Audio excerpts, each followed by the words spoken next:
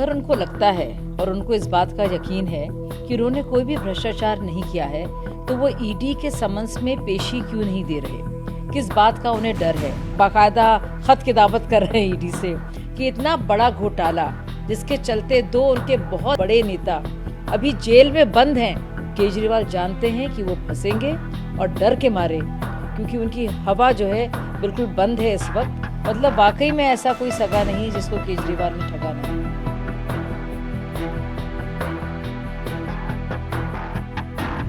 केजरीवाल जी इस बात का जवाब दें कि अगर उनको लगता है और उनको इस बात का यकीन है कि उन्होंने कोई भी भ्रष्टाचार नहीं किया है, तो वो ईडी के समन्स में पेशी क्यों नहीं दे रहे?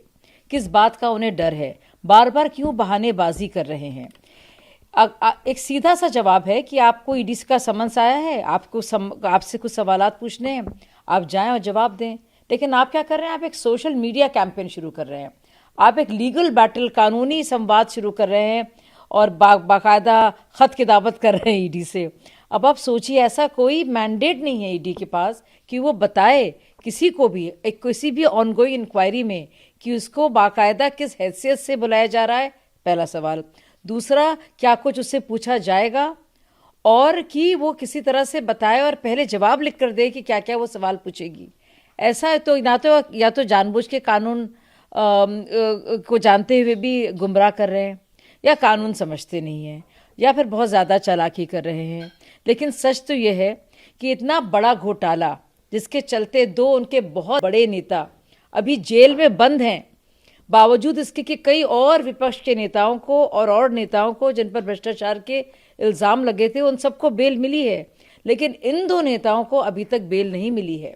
सोचिए, मनीष सिसोदिया को, चाहे वो लोअर कोर्ट हो या फिर हाई कोर्ट हो या फिर सुप्रीम कोर्ट हो, बार बार उनकी बेल की जो अर्जी थी वो खारिज की गई है। यानी कि कितने संगीन चार्जेस उन पर लगे हैं कि उनको बेल भी नहीं मिल रही है।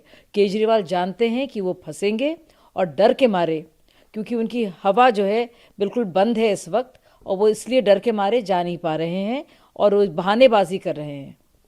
केजरीवाल ने ये भी कहा कि क्या मैं सीबीआई के पास नहीं गया, भाजपा केवल मुझे लोकसभा चुनाव में प्रचार के लिए रोकना चाहती है, भाजपा के पास जांच करने देखिए, कुछ भी नहीं है। केजरीवाल जी की हवा क्यों गोल है? वो अच्छी तरह से जानते हैं कि ईडी समन्स का लोकसभा चुनाव से कुछ लेना देना नहीं है। पहला समन जब आ रहा था तब तो लोकसभा चुनाव की बात भी नहीं थी, वो तो विधानसभा जब चुनाव हो रहे थे पिछले वाले उस दौरान की बात है। तो क्यों झूठ बोल रहे हैं फिर से केजरीवाल जी? ये तो पहले समन्स में, दूसरे समन्स में और तीसरे समन्स में तीनों बार उन्होंने इनकार किया है। पहले कह रहे थे मैं तो कोऑपरेट करूंगा, और सीबीआई की जांच अलग है, ये तो ईडी की जो जांच कार्रवाई चल रही है वो तो रिलेटेड है पूरे शराब घोटाले से, और उसी के तहत इनके दो साथी अभी भी जेल में बंद हैं। तो क्यों कंफ्यूज करने की कोशिश कर रहे हैं केजरीवाल जी? केजरीवाल जी किसको बेवकूफ़ बना रहे हैं? और वो जानते हैं अच्छी तरह से कि उन्होंने गड़बड़ घोटाला किया है। उनके फ़ोन पर बाकायदा फ़ोन आया है, विजय नायर ने कनेक्ट किया है उनको महिंद्रू से, जिसके चलते पता चला है कि क्या मनी ट्रेल रहा है, किसको कितने पैसे देने हैं और किसकी एवज़ में दिए गए हैं।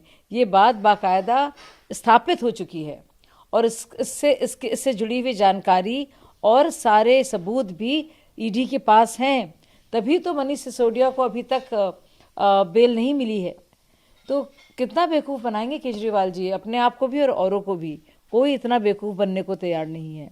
केजरीवाल जी सीधे सीधे जाएं, और अगर उनके बिल्कुल पाक साफ रहे उनकी और अपनी छवि को धूमिल नहीं करना चाहते हैं तो जाएं। अपनी छवि को धूमिल तो वो खुद कर रहे हैं, डर के मारे ना जाकर। अगर भाई उनको भाजपा को चुनौती देनी है कि मैं बड़ा पाक साफ हूँ, तो जाएं ईडी के पास, सामने बताएं, सारे जो सवाल पूछे जाएंगे उनके जवाब दे दें। घर यहाँ तो आप पूरा वो शुरू कर रहे हैं अभियान की मैं जेल से चलाऊंगा पार्टी को, लोगों से राय ले रहे हैं इसको लेकर। एलजी सक्सेना ने आम आदमी पार्टी के द्वारा खोले गए आम आदमी मोहल्ला क्लिनिक में फर्जी लैब टेस्ट की एक और सीबीआई जांच की सिफारिश की है। उन्होंने कहा मरीजों के प्रवेश को चिन्हित करने के लिए नकली गैर मौजूद मोबाइल नंबरों का उपयोग किया गया था। बिल्कुल, आप देखिए मोहल्ला क्लिनिक जिस स्कीम में इन्होंने इतनी अपना गुणगान किया, महिमा मंडन किया, करोड़ों रुपए हम सब लोगों के इन्होंने खर्च करे उसके विज्ञापन में। आप देखिए उसकी क्या हालत है।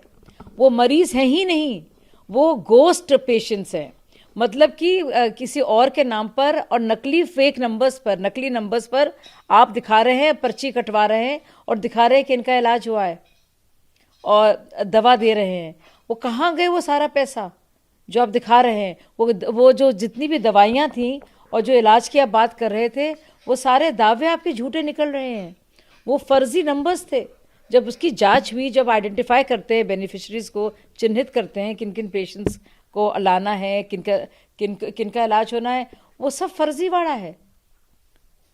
सोचिए, मतलब एक घोटाला नहीं, कितने घोटाले। शराब घोटाला तो हम जानते हैं, शिक्षा घोटाला भी हम जानते हैं, कितने ज़्यादा पैसे देकर, लागत देकर उन्होंने एक एक घर बनाया है और कितने पैसे उसमें लिए हैं और किस तरह से ठेकेदारों की इसमें खूब कमाई हुई है।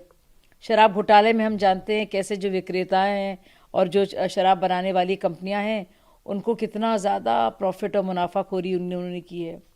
अब आप देखिए दिल्ली जल बोर्ड को, क्या हालत दिल्ली जल बोर्ड की थी जो प्रॉफिट में हुआ करती थी। अब आप देखिए इस मामले में मोहल्ला क्लिनिक, मतलब वाकई में ऐसा कोई सगा नहीं जिसको केजरीवाल ने ठगा नहीं।